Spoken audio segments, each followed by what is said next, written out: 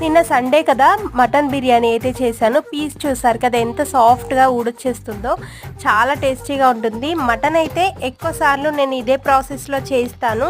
Piece అనేది మెత్తగా జ్యూసీగా రావడం కోసం కుక్కర్లో ఫస్ట్ కర్రీ లాగా ప్రిపేర్ చేస్తాను. ఒక 7-8 విజిల్లు ఇలా మటన్ కర్రీ లాగా చేసుకున్న తర్వాత, ఆ తర్వాత బాస్మతి రైస్ అయితే అరగంట సేపు నానబెట్టుకుని ఉంటుంది కదా, అది 70% అయితే కుక్ చేసుకున్న తర్వాత దీని మీద లేయర్స్ లాగా వేస్తాను. ఇక్కడ చూపిస్తున్న విధంగా రైస్ అయితే ఉడికిస్తున్నాను. ఇది 70% ఆల్రెడీ ఉడికిపోయింది. ఫస్ట్ చిల్లుల గిన్నెలో వేసేసుకొని కొంచెం వాటర్ పోయిన తర్వాత, అంటే రైస్ మనకు మెత్తపడకుండా ఉండడం కోసం వాటర్ అంతా పోయిన తర్వాత నేను ప్రాసెస్ అయితే స్టార్ట్ చేస్తాను. ఇలా కర్రీ మీద లేయర్స్ లాగా రైస్ వేసుకొని కొత్తిమీర, పుదీనా, ఫ్రైడ్ ఆనియన్స్, నెయ్యి వేసేసుకొని 10-12 నిమిషాలు దమ్ చేసుకుంటే సరిపోతుంది. మీరు ఇంతకు ఏ బిర్యానీ అంటే ఇష్టమో, ఏ బిర్యానీ ఎక్కువ సార్లు చేస్తారో కామెంట్ చేయండి.